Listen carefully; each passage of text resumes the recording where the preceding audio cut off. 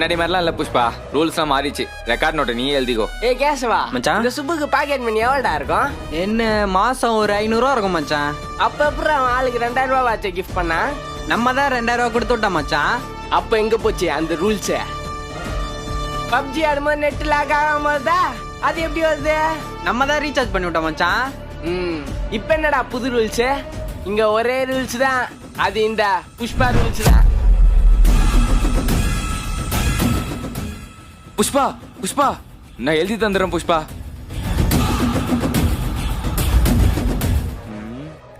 புஷ்பராஜா, யாரு உனக்கு ரெக்கார்ட் நோட்டை எழுதி குத்தா? வேற யாரு?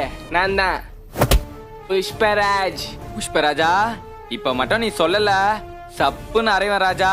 சப்புன்னு அரைவன் ராஜா, சப்புன்னு அரைவன்டா, சப்பு சப்பு சப்புன்னு அரைவன்டா.